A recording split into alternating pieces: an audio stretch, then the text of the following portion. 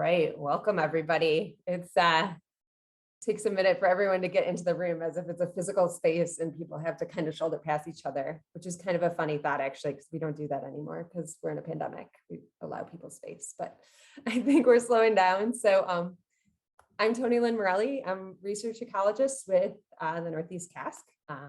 Work as a USGS on the USGS side of the center. Welcome to the session, Compounding Effects of Multiple Stressors.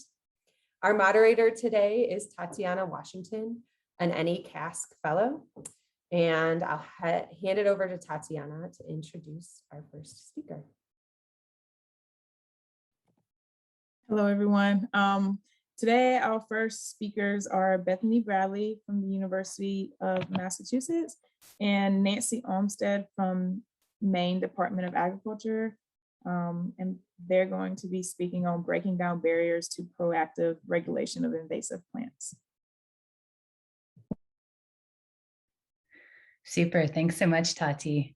So I'm going to start. I'm Bethany Bradley, and this talk is about how we can improve state invasive plant regulations. So when I talk about state invasive plant regulations, what I mean are the plants that are prohibited from sale or from propagation within states because they're recognized as invasive. So we don't want to compound the problem.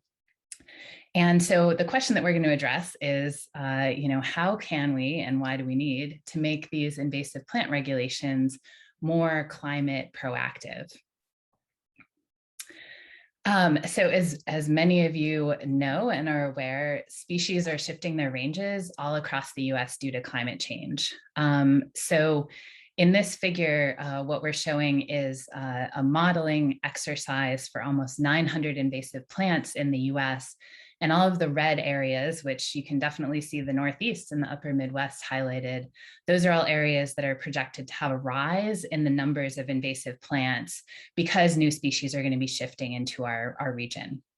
So that means that a new wave of invasive plants is coming soon to an area near you, including a bunch of species that are being introduced intentionally as ornamentals, may currently be within the ornamental pool in the Northeast today, and could soon become invasive.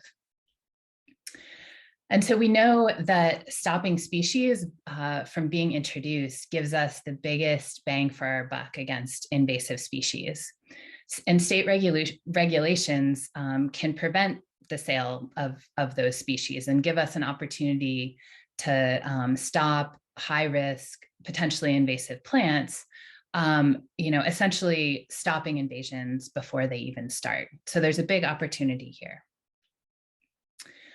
The problem is that state regulations are generally not very proactive. So invasive plants are not regulated proactively across the states. This is especially true of ones that are part of the ornamental plant trade. So we need to be regulating proactively, and we're not. The figure that you're seeing here is showing the number of regulated plants in each state that are not yet present in that state. So fully proactive in terms of the regulation. So using this definition, unfortunately, we have an average of only 11% of regulated species that are actually regulated fully proactively. And you can see some of the numbers in the Northeast. We've got a handful of proactive regulations, but we can definitely do a lot better, and we need to do a lot better in the context of climate change. So what we asked, and this is, I should have said at the leading slide, that this is largely through a partnership and working group supported by the Northeast Risk Network, the Regional Invasive Species and Climate Change Network, which in turn is supported by NE CASC. And so what we wanted to say was, well, how can research help? How can we do better at supporting the information needs that the states require to regulate these species more proactively? And so in order to do that, we convened a working group of Invasive Plant Council, or IPC representatives from 7 Northeast states, so all of the New England states plus New York, That group has actually since expanded in part because of the virtual world. So we now have representatives from Canada, as well as from Pennsylvania and New Jersey as part of our working group. But at this initial one, we had 7 Northeast states. And so we asked, okay, what are the barriers to proactive regulation? And we got a bunch of answers to that question of, gosh, it would be really nice if we had better information and better ways to exchange information. So that was one of the major needs that came up, better ways to exchange information. And because it's not very exciting to look at a database, I instead present you with Microsoft Clippy that you guys probably remember fondly or not so fondly from 10 or 15 years ago. What we did was we compiled a bunch of information into a shared drive. So we have a shared Google Drive. And the idea of this is that each state has resources, including risk assessments that have been completed and list of regulated invasive plants. And if we can actually share across borders, then we reduce the likelihood of sort of repeating or reinventing the wheel. So pretty simple stuff, but also effective for information sharing. Another need that came up in the working group was we need better ways of information about what's coming next. And so a response to that, so this was a project that was funded by the Northeast IPM Center, but in conjunction with the Risk Network, Jenica Allen created a range shift listing tool, which you can find on the EDMAP, so the Early Detection and Distribution Mapping System website for largely focused on invasive plants, but lots of other taxa as well. So Jenica's tool allows you, if you go to that link, you can download a list of invasive plants with the potential to newly establish with climate change. So that is species that are not currently in a focal area, like a target state, like Pennsylvania in this case, but could shift into that region with climate change. And you can download lists at either a state or a county level. The problem is that those lists can be pretty long. So for example, we created lists of all the new species that might shift into one or more of those 7 Northeast states, so New York plus New England. And that list is 188 species long. So on the science side, we went back to our IPC representatives and we said, here's your list. And they said, 188 species, like, can you do better? So we said, okay, we can probably do a little bit better than that. So if we need a shorter list of priority species, what we've been doing is using impact assessments to try to shorten those lists a little bit. So for the 188 range shifting species identified for those 7 Northeast states, we've been assessing the potential impacts and creating short lists of high impact species that are also likely to affect Northeast ecosystems with climate change. And both of these papers that are shown here were actually led by UMass undergraduate students. We're really lucky to have amazing students at undergraduate, graduate, and postgraduate levels, and a lot of interest in work that can help solve these problems. So thanks to this work, we've narrowed that list down to more on the order of 30 species. And here is an example of some of what we're doing with those shorter lists of species. So we need that shorter list of priority species. Here's an example, another database picture of some priorities. We've identified range shifting species that have high impact and are currently for sale in the US. So again, those are the ones that are like high priority for the invasive plant councils to prohibit, because if you stop the sale, that's the main way that they're being introduced. And just to highlight one example, the picture up here is crimson fountain grass, or Pennisetum cetaceum, and that's a highly competitive invasive grass in the Western US, but under similar climate conditions that we might see in the Northeast. So an example of that. And now I'm going to hand it over to Nancy Olmsted to talk about her perspective coming from working in the state of Maine as to integrating with some of these research products. Great, thanks Bethany so much. So Bethany invited me to co-present today to give you a practitioner's perspective on the work that the Northeast Risk Network has been doing on this topic of invasive plants and their threat with climate change in particular. So, when we started to work on a do not sell list in Maine in 2017, we didn't have one. And it was really hard to find other states' weed risk assessments. So I remember calling around on the phone and trying to exchange CDs with people of these assessments, which were like stored in a warehouse in the basement somewhere because they were a couple of years old and the program had moved. And it was just kind of a nightmare. So this compilation of information is really useful, and having a regional repository now means that we can share information so much more easily. So that was kind of a lesson learned the hard way, and something wonderful that RISC was able to do for us going forward. Next slide. And specifically regarding how this all has been used in Maine. So that second paper that Bethany mentioned, led by one of the UMass undergrads, Will, targeted the high impact invasive plants likely to shift into northern New England with climate change.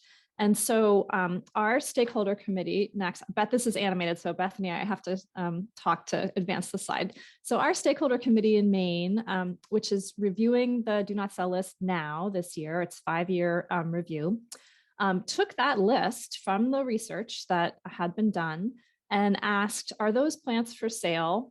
And then talked a little bit about their current plant hardiness zones. Do they have the potential to come to Maine in the next 5 to 10 years, which is sort of the review window for our list. Next, Bethany. And to let you know, additionally, RISC also provided information about whether or not the plants were for sale. So it's just been a full service, wonderful collaboration. And go ahead, Bethany. The next step for our stakeholder committee is to generate a final list of plants to evaluate for the listing. And so that was their process. And so the research that was done by the risk group really directly informed that final list of plants to evaluate. So that's in progress right now. The evaluations are in progress, and the committee is meeting soon to review those. Next slide. I wanted to also speak about the benefit of the RISC network as a neutral convener. So this is a photograph from one of our work sessions before the pandemic. And, as someone coming from a state government perspective, it's really helpful to have a network that is convened by strong leadership from academia and kind of overarching federal working groups like the Northeast CASC. Because that can just help us simply understand the science. Often as state worker bees, we're very busy kind of on the ground doing things and don't necessarily have the time to keep up with all the science. So this was really important. And also sometimes topics that are politicized in nature, like climate change, unfortunately, in Maine in the previous gubernatorial administration, that was a politicized topic. And so the ability of RISC to convene on that subject was important at a time when we in state government couldn't convene on that topic. So that was a really useful function, is a really useful function of networks like RISC. Next slide. Another benefit of the network is really to provide capacity. So this is probably obvious from the words that we've already said, but there just is not always a lot of capacity at the state level to delve into compiling information and vetting information. So this kind of co-production of information and the ability to help direct the research is super, super useful. We just achieve, a lot more together. Next up, we have a slide about RISC. Yeah, so RISC operates with a leadership team, and that's a weekly meeting. And this is a photograph of folks from the leadership team with their favorite invasive species. And then there's a listserv of about 500 folks that receive information and that there's chatter back and forth on that listserv. Risk hosts workshops and webinars on various topics, and an annual symposium. So that's all fantastic opportunities for researchers and practitioners to share and get together and learn more about how research can inform ongoing regulation and policies and those kinds of things. So with that, I'll go to the closing slide, I think. Yeah, so there's a lot more information available at risknetwork.org. And if you're interested in this type of work and helping to guide research and synthesis priorities, please visit the website to learn more and sign up for the listserv. And the leadership team is actively looking for land managers and invasive species managers who might be interested in joining the leadership team. And Bethany says anyone can email her about your interest if you are a land manager or a practitioner and interested in joining the network. And we also have risk networks developing in other regions of the US. So this is a network that's expanding. And I think on that note, we'll point you to the website to learn more. And thanks for your attention.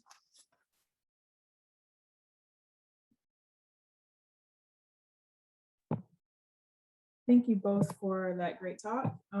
We have some questions from the audience. The first one being directed towards Bethany Bradley.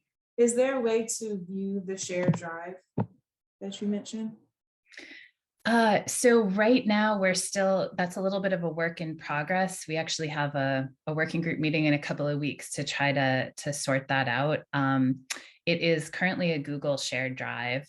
I can definitely give you access if you email me, but we're navigating whether we can make it public because a lot of the risk assessments are not necessarily haven't been designed with sort of the public in mind from the different states. So yeah, so shoot me an email and I am happy to connect you with whatever resources I can. We also have so the risk assessments themselves are the ones that we're trying to figure out how to get those shared and which ones we can share more broadly. But I can certainly connect you with some priority lists of range shifting invasive plants for the Northeast and all of the species that are currently regulated in one or more Northeast state. We have that compiled and easy to share. All right, thank you for that answer. The next questions that we have is asking, will the EDD map range shifting species list be updated as additional studies come out, or are they static? If they are static, we will build extension tools from them. If dynamic, we will direct readers to them in extension tools. Yeah, I know that's a great point. The EdMaps tool is based on models that were created in 2015 and published in 2016. So they're a few years out of date. They're probably not dramatically out of date in terms of what projections look like. But what we do have an ongoing project actually, so supported by NE CASC, that is looking at a subset of more abundant and problematic invasive plants. And so we're working with both EdMaps as well as the Inhabit tool, which the USGS at Fort Collins has put together to try to get newer models, updated models out there. So stay tuned for that, probably not for another year or so. Great presentation, Bethany and Nancy. This is really fun to see. Last question. It's a little long, so I'm just going to summarize it from Judith Weiss. What about invasive plants and increased resilience against climate change, like Phragmites and tidal marshes, allow them to elevate, they sequester carbon. If there are funds available, they might be removed in restoration projects if they're on like a do not sell list. So how do you handle that? Nancy, do you want to try that one?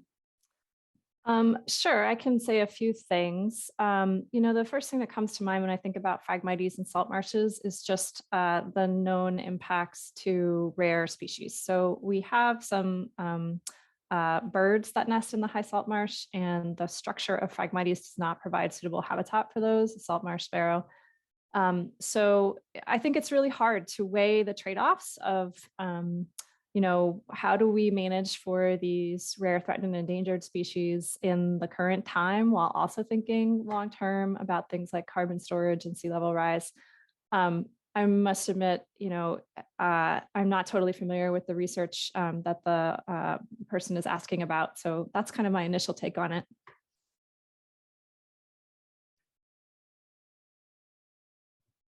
Excellent. Thanks. Thanks, Bethany. Thanks, Nancy. Tatiana? All right, I think that's all the questions that we have from the audience. So thank you both for your presentation. The next presentation we have is titled Climate Adaptive Stocking as a Fishery Management Approach. And we have presenters Pete McIntyre from Cornell University and Jim Daly from New York State Department of Environmental Conservation. Thanks, Tatiana and Tony Lynn. Can you hear me all right? Okay, great. It's really a pleasure to be part of this symposium today, and I'm joined by Jim Daly from New York Department of Environmental Conservation, and we're also presenting on behalf of my colleague at Cornell, Tommy Detmer. So we want to talk today about climate adaptive stocking as a special case of a broader approach that Keith Nislow and Tony D'Amato and I have been talking about for a year or so, that we call climate adaptive population supplementation. So when we think about this, is sort of the inverse of what Bethany and Nancy were talking about. So rather than trying to restrict the spread of invasive species, we're focused on populations, native populations that require supplementation in order to sort of hold their place and thrive within landscapes where they are native. So we can think of things like prairie restoration or oyster bed restoration along our marine coastlines. We're going to talk about brook trout stocking in New York State waters, or think about nurseries for urban forestry or more naturalistic forests. So in all of these cases, what we have from a management perspective are populations that we really want to boost. And so at a landscape scale, we have planting or stocking that is altering the fundamental composition of those populations, their gene frequencies, their characteristics. And so in the era of climate change, it makes sense, given that we already invest enormous effort in managing these populations, to actively select cultivars or strains that are going to be most climate resilient. So in other words, we project forward in the landscapes that we want these populations to be thriving in. We project the climate forward and ask which strains or cultivars might we propagate to maximize the degree to which those populations take, if you will, and resist future climate. So this concept is really applicable across lots of different taxa, different ecosystems, cross jurisdictional boundaries. And one of the premises of the presentation and of this concept is that there's a lot to learn. I'm not showing these 4 different taxa and contexts solely because they're pretty pictures. There's a lot of potential for exchange of lessons that goes across traditional management boundaries. So with that, I'm going to hand off to Jim. Okay, thanks, Peter. Yeah, I'm going to give, as a backdrop to some of the research Peter's going to talk about in a minute, just a brief overview of the heritage brook trout strains that we manage in the Adirondacks and why we chose those strains. So this first slide, this is showing an area of the Adirondacks, the Saranac Lakes Wild Forest. And all the waters in blue on this slide are waters that were historically brook trout ponds with relatively few or no other species in those waters. At that time, hang on, one piece, so the other one, about 94% of those surface waters were either solely brook trout or predominantly brook trout. Next slide now. So fast forward to today, this is what it looks like. Most of those larger waters have been lost, and we are down to about 3% of our lakes and ponds are now brook trout water. And if it wasn't for our management efforts, we're down to about 0.5% of that. Okay, next slide. And the reasons for the decline include early logging and siltation, which led to a loss of spawning habitat. Also, historically, in some cases, overfishing, and then more recently, acidification and introduction of competitors such as bass, perch, golden shiners, pike, and others. And the resulting predation and competition from these fish has resulted in severe declines. I'm not sure why that one fish is upside down, but next slide. So we manage the waters that are left with our stocking programs, and for lakes and ponds where it's feasible, we do reclamations to remove competing species and then restock those with our heritage strains. Next slide. And we've identified 9 heritage strains from these ponded Adirondack waters. And these were identified by early researchers and fisheries managers back in the 50s and 60s, where they looked at stocking histories and they determined that these ponds had never been stocked. And then that's been followed up with more recent genetic research that confirmed their unique genetic status. So right now originally there were 9 quote unquote heritage strains in the Adirondacks. We've since lost 2 of those, Tamarack Pond and Windfall Pond. Unfortunately, there's 2 Windfall Ponds to confuse things, but the Windfall Pond in Herkimer County is the one that was lost. And we almost lost Onondaga Lake. That was an acidified lake. And the brook trout we thought were gone from there, but that lake has recovered from acid precipitation and the brook trout have made a comeback. And incidentally, that's been happening in a number of Adirondack lakes and ponds where formerly acidified waters that were fishless are now recovering, and brook trout are starting to make a comeback in those lakes and ponds. I should note also, we focus on lake and pond management mostly at DEC, but most of the headwater streams in the Adirondacks also contain fish with no introgression from stock fish. But again, our management efforts are on the lakes and ponds. Next slide, Pete. So out of those 9 strains, 7 remaining strains, we actively manage 3 of them, the Windfall strain, Horn Lake, and Little Tupper Lake strains. This is a nice example of a Horn Lake fish during one of our egg takes. And those 3 strains are really all we can handle given the effort it takes for wild egg takes and the hatchery logistics. And the Little Tupper strain in particular has been the most widely used, most widely stocked across the Adirondacks. And that has mostly been, I think, a matter of convenience. We had easy access to that natal broodstock water. It was on private land, so it was kind of convenient to focus on that one species. More recently, we're looking at the other 2 strains, the Horn Lake and Windfall strain, and stocking those where it's appropriate, trying to stock appropriate fish for the watershed that they came from, or that region of the Adirondacks. Next slide. And we stock over 300 remote lakes and ponds in the Adirondacks every year using helicopters and fixed-wing aircraft. And we save those heritage fish for the best quality waters. And they're typically waters that we reclaim to remove competitors. And we think the fish will have a good chance of creating naturally self-sustaining populations. Most of the other lakes and ponds, hundreds of lakes and ponds, we stock what's called a Temiskaming hybrid strain of brook trout. And so the Temiskaming strain is one that we brought from Canada back in like the 50s and 60s. And that's crossed with our domestic hatchery brook trout. And early studies showed that those fish seemed to be acid tolerant. So they were good for stocking, especially in some regions of the Adirondacks that were getting heavily hit with acid rain. And they also lived relatively long and they grew to very large sizes. So it's not uncommon to catch a 3, 4, or even 5 pound brook trout in the Adirondacks. And our state record is actually 6 pounds. So it's a nice fish. But in the past, we've done very little work to compare among the heritage strains, you know, Windfall compared to a Horn Lake or to a Little Tupper, and how they perform. And with the new threats coming from climate change, with warming water and other changing conditions, that type of research could really have a good management payoff. So back to you, Pete. Thanks a lot, Jim.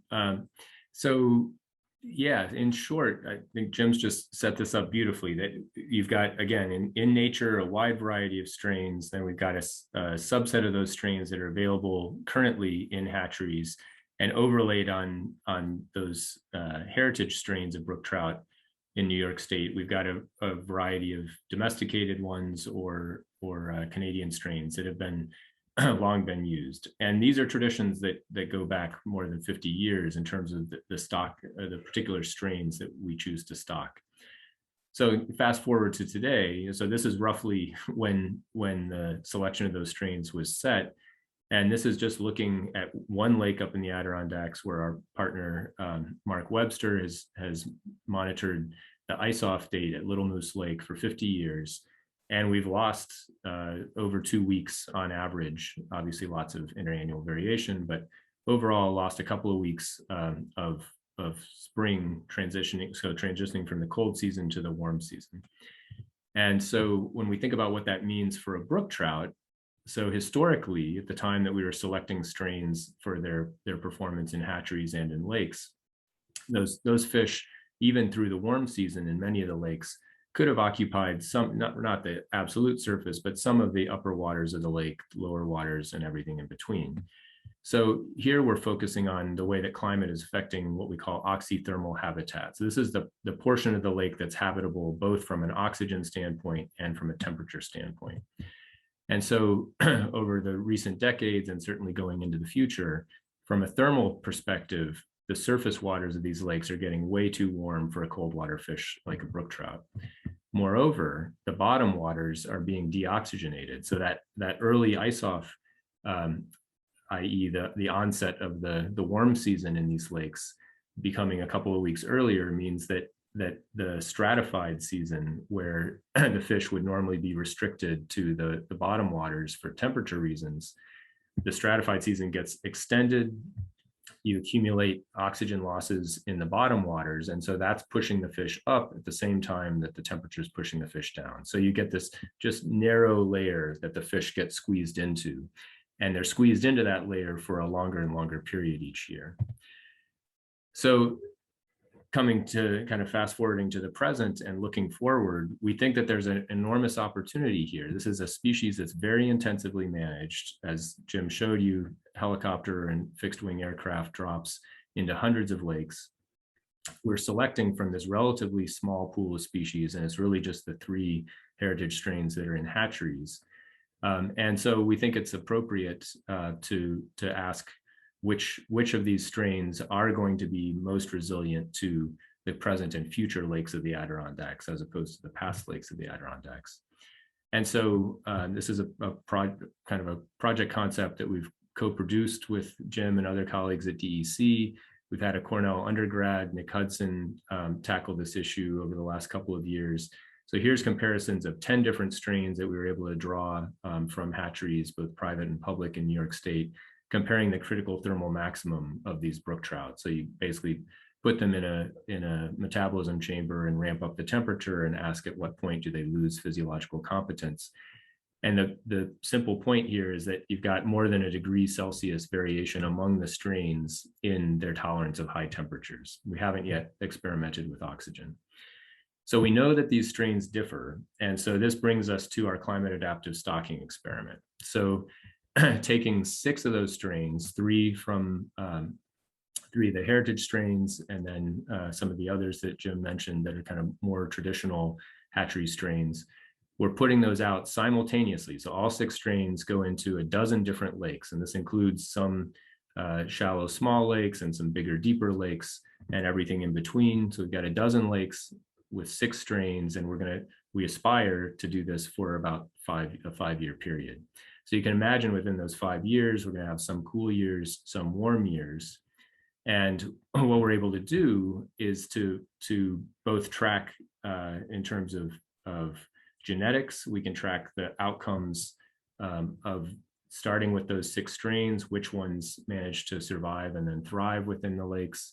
And we can even genetically trace that into the subsequent generations with reproduction of these naturalized fish.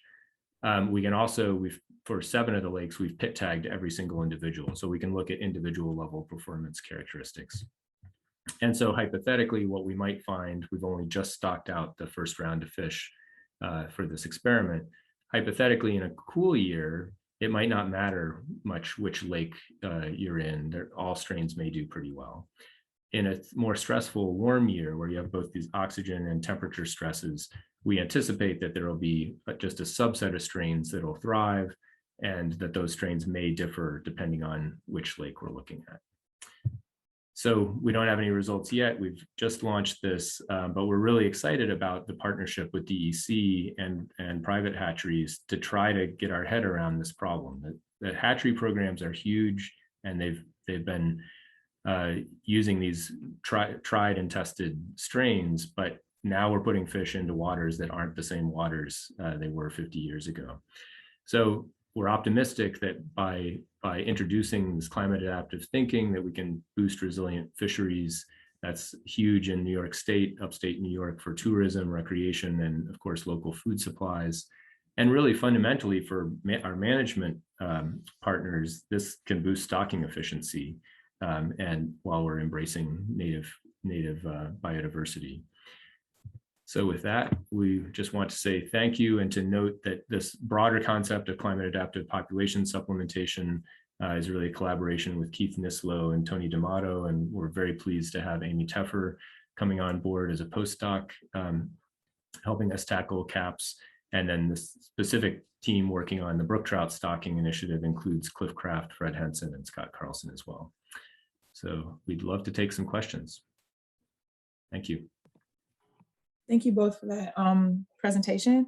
We have 5 minutes to answer some questions from the audience. The first one is, how do you think the browning that is going on in many of those lakes will exacerbate or reduce the issues of climate-related warming for brook trout? Jim, maybe I'll tackle this one first. So that's an allusion to the phenomenon of browning is rising dissolved organic carbon in the water. And so in Adirondack lakes, and actually North Temperate lakes worldwide, many, not all, but many lakes are becoming more tea stained or have higher dissolved organic carbon. And what that does is it kind of filters out it acts as sunscreen for organisms that are far down in the water column, but it also traps the heat at the red end of the spectrum very effectively in a more and more shallow portion of the water column. So that sunscreen effect that benefits, for instance, UV sensitive species, the flip side is at an ecosystem scale, the surface waters get warm early and they get superheated through the course of the warm season. So that's a key component of climate change in these North Temperate lakes and certainly through the Adirondacks. And browning is simply going to exacerbate the need for the thinking that's at the center of climate adaptive stocking or population supplementation, because by trapping that heat at the surface and potentially boosting the productivity, but in that upper layer, you're going to lead to more deoxygenation in the bottom waters while also making the surface waters completely inhospitable. So we think that browning is just amplifying as an element of climate change signal, it's just amplifying the need for this kind of thinking. Thanks. All right, and the next question, how do you remove competing fish species from the Adirondack Lake? I want to take that, Pete. Please. Yeah, I mentioned that earlier on. We basically lake reclamation. So we use rotenone, which removes all the fish from that lake, all the competing species, and then we restock those with brook trout, sometimes round whitefish as well. Unfortunately, there's only a really small number of lakes that are candidates for reclamation. They can't be too large. They can't have large wetland complexes associated with them or large tributaries attached to them. So unfortunately, if it's a large lake that we can't reclaim, it's pretty much lost forever, which is, it's tragic. If you saw that first slide to the second slide, all the big lakes, Lake Placid, they were predominantly brook trout lakes historically, and those are gone forever, unfortunately. All right, thank you both. Those are the questions from the audience. And we'll just move on to our next presenters. So the next presentation is about understanding mechanisms from brook trout persistence and warming streams. How does prior thermal history influence subsequent thermal performance? We have presenters Matthew O'Donnell from USGS and Rebecca Quinones from Mass Wildlife.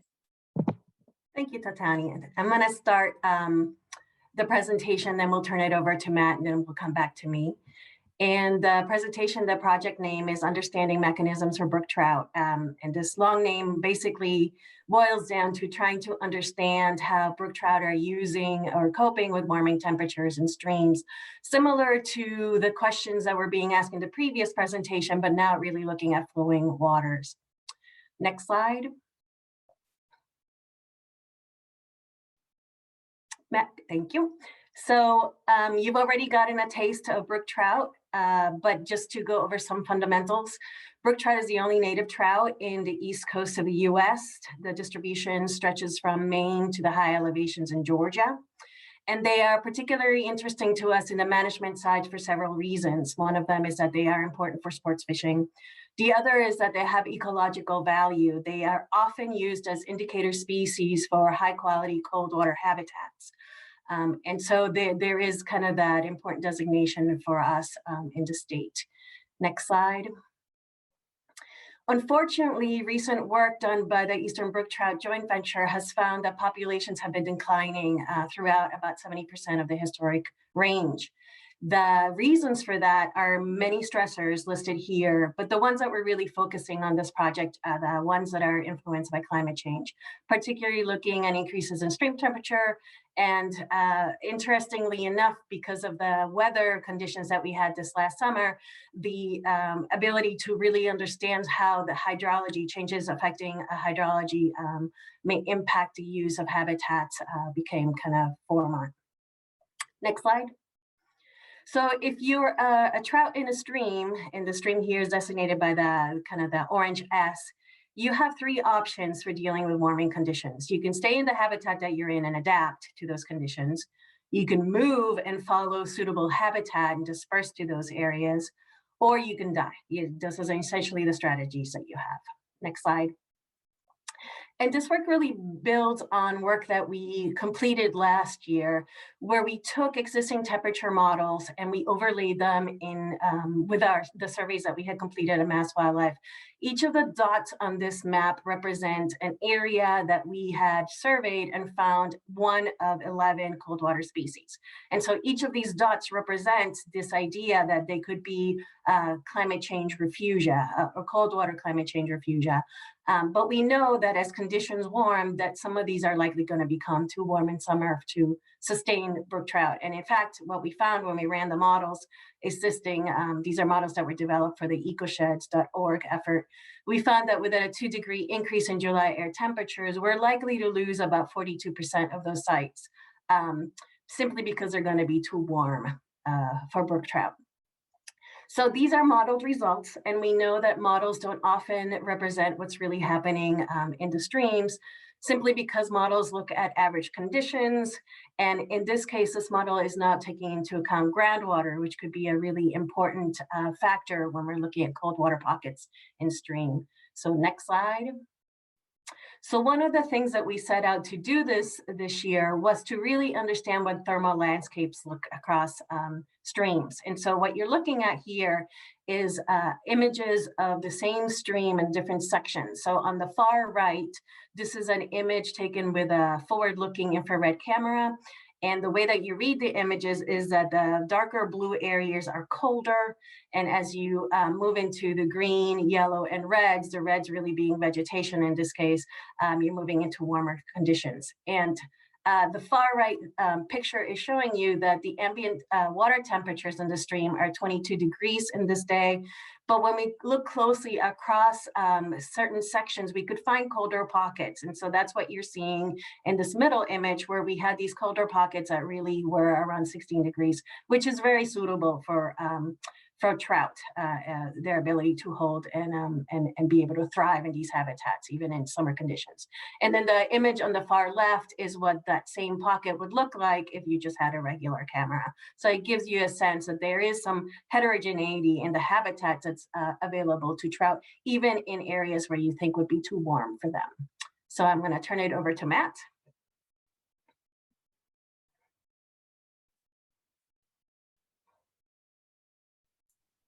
Okay, thank you, Becca. Following on the concept of adapt, move, or die, we created this simplified matrix of possible strategies for brook trout to persist in warmer streams. And I say simplified because, first of all, we're assuming that this red portion of the stream is water temperatures that are near lethal or lethal to brook trout, when in reality, stream temperatures, as Becca just pointed out, are probably happening over a gradient. Just like the processes that brook trout are using to cope with these environments are happening over a gradient. But nonetheless, in the top the columns are whether or not there is thermal heterogeneity within streams, and the rows are whether or not fish are choosing to take advantage of that thermal heterogeneity. So in the top left corner, we see that there is cold water patches signified by blue, and the brook trout have moved from the warmer water, signified by the red, into those blue patches. While on the bottom left, there's thermal heterogeneity, but the brook trout are either, they're not making a conscious choice to move, they're either happening to be in a cold water patch by chance, or if they're in a warm part of the stream, they either have to adapt or die. And if there is no thermal heterogeneity, just like both rows on the right, then the fish are left with no choice but to either adapt, die, or possibly emigrate to someplace well beyond their current location.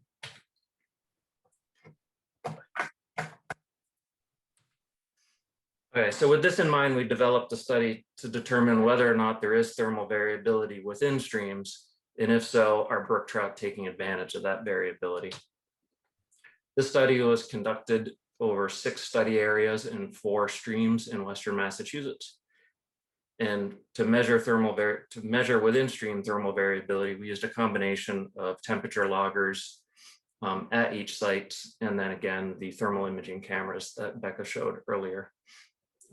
Fish were collected using backpack electrofishing initially in June. Fish were collected and they were implanted with a novel tag that records the body temperature of the fish, and then each fish was also equipped with a passive integrated transponder or pit tag. Additionally, about 500 other fish across the 6 sites were implanted with pit tags. After the fish were tagged, they were returned back to the stream from where they were captured. And then we went back in September and attempted to recapture as many temperature tagged fish as we could. The fish that we were able to recapture were then transported back to the Conti lab, where they currently sit in tanks so that we can take various metrics of thermal tolerance. This shows you an idea of where our study sites are. Down in the bottom where it says Google is roughly where UMass Amherst is located. We had 2 sites that were tributaries to the Quabbin Reservoir, Atherton Brook shown in yellow, and Underhill Brook shown there in green. Underhill Brook is on the Prescott Peninsula Research Reserve. Central to our map, we have 2 sites in Lyons Brook in the Wendell State Forest. And part of the reason we chose Lyons Brook is because we know from previous work by Chadwick and McCormick that Lyons Brook tends to be warm, yet it still holds a pretty robust population of brook trout. And then our final study site was Dry Brook, just south of the Vermont state line. And Dry Brook in itself is pretty interesting because if you looked at it, it's not typical Western Mass brook trout habitat. Rather, it's a very low gradient sandy substrate with small amounts of cobble intermixed, yet it does have extremely cold water. As I mentioned earlier, we conducted electrofishing surveys in each of our 6 streams to capture brook trout. And we did this in a manner that we could estimate population abundance at each site.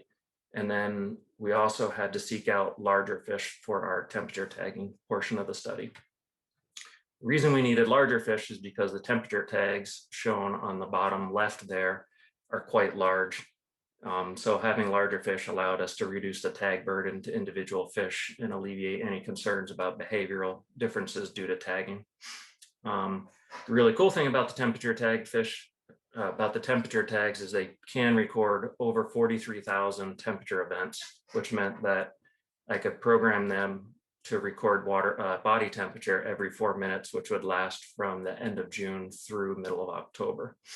Now remember, brook trout fish are ectotherms, so their body temperature does very closely match the ambient water temperature. In the lab, before deploying these tags into the field, we did conduct a study, and we found that the internal temperature of the fish did acclimate to the ambient water temperature in about 30 seconds. The drawback to the temperature tags is that not only that they're big, but they're also expensive, which meant we could only deploy about 120 of these tags over the 6 study areas. The pit tags, on the other hand, are really small, and their main job was to provide us with unique IDs, one in the fall, so when we recaptured all these fish, we know which fish had temperature tags, but it also allowed us to estimate growth rates at all of our sites between our two samples. So we tagged our fish and we returned them back to the stream from where they came, and Western Mass immediately fell into about 3 weeks of drought. Shown here on the left is Underhill Brook, which was relegated to a really shallow riffly area with connected pools.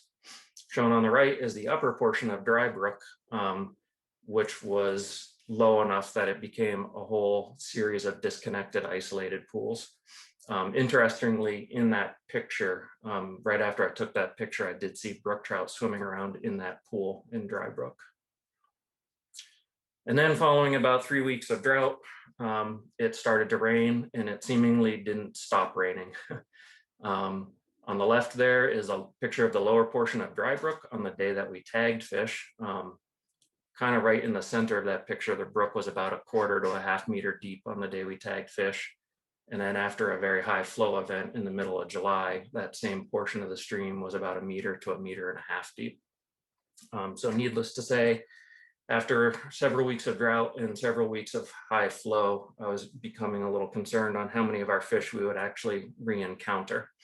Nonetheless, we went back out in September and we resampled all of our study areas, and we were able to recapture just over 30% of our pit tag fish and 30% of our temperature tag fish. While this is a little bit lower than we were hoping for, it is encouraging that we had similar recapture rates across streams and across tag types. So where are we now?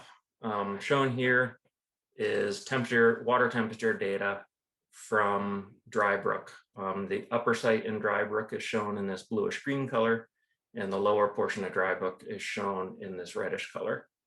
And what you see down in the bottom left is that during drought, there was really wide variation in thermal heterogeneity. And this is likely due to that temperature logger being placed in a pool that was very groundwater dominated.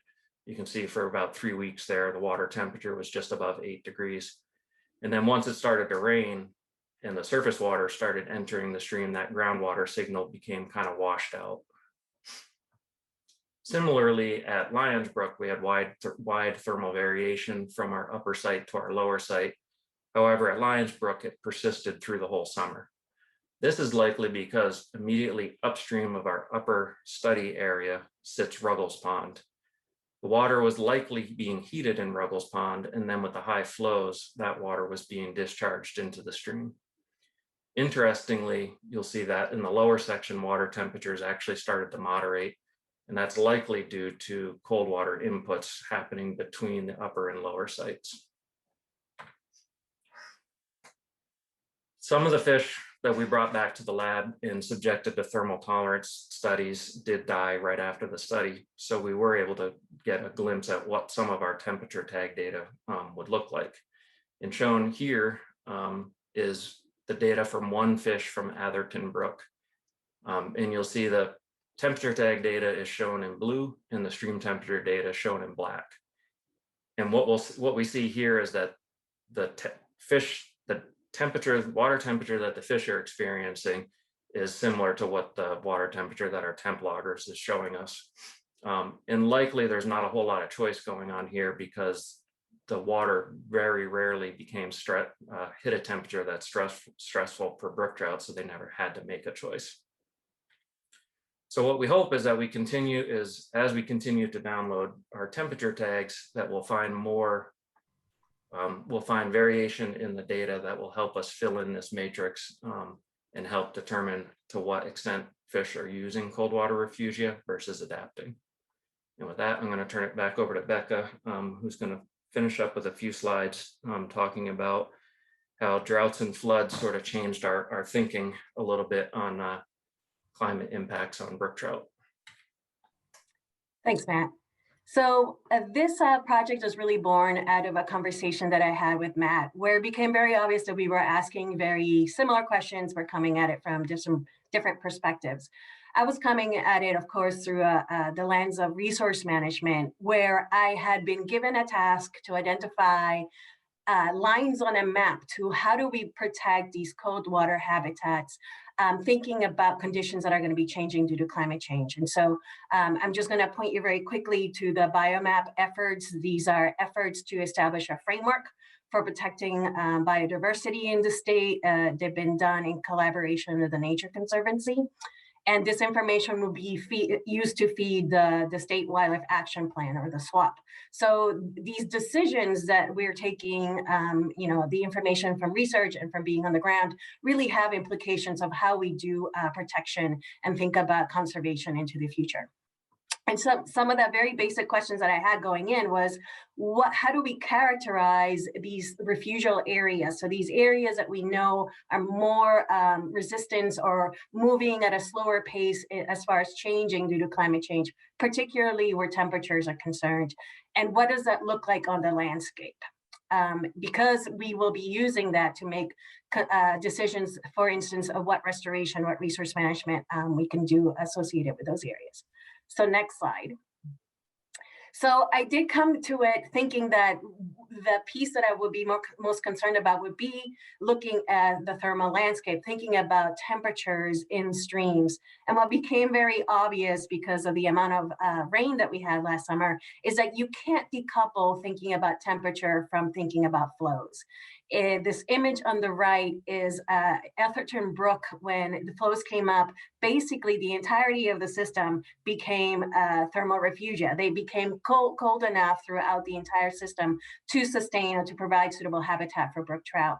You can contrast that, the next slide, Matt, with what happened under lower flows. When we had that short time frame where we had these kind of drought conditions, what we saw is that the seep coming in, this is just an example in blue, so the seep coming in and hitting that mass on the lower right of green, which was the main stem river. So what was happening is that under drought conditions, these areas would become largely disconnected. They flow into a gravel bar, and the seep itself wasn't providing any habitat, but it seemed that the cumulative effect of multiple seeps was sustaining the temperatures within the main stem sufficiently enough to provide some habitat to brook trout.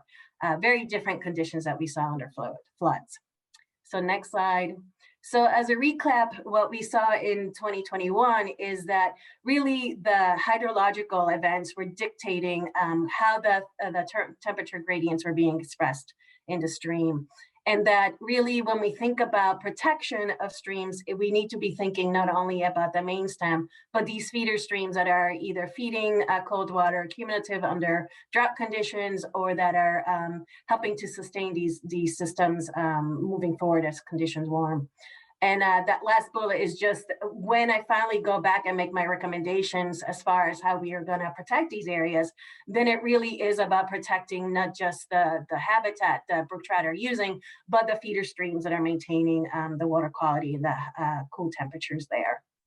And with that, the last slide is just to thank the multitude of people that were involved in the project and that we hope to continue to work with in the next coming years. So thank you. Thank you both for that. We have a question from the audience. Very quickly, do you have any sense of whether groundwater is expected to respond at all to surface warming? In other words, will these cold water refugia be altered with warming? Do you want to take that, Matt, or do you want me to take a shot at it? Yeah, why don't you take a shot at that? Okay, so my answer is depends. I hate saying that. But the systems of groundwater in Massachusetts differ greatly between locations. And so if you think about the aquifers in the Southeast, those are probably going to have a larger time lag to the impacts of warming than systems that are shallower. I think a more immediate concern for me for groundwater is the impact of pumping, of water withdrawal and pumping, and how that will impact the availability of groundwater as a cold water source to some of these streams. Excellent. Thank you, Matt. Thank you, Becca. Thank you to all our speakers. Thanks. We can have everybody turn on their videos if you want, and I'm sure we can get some thanks going in the chat.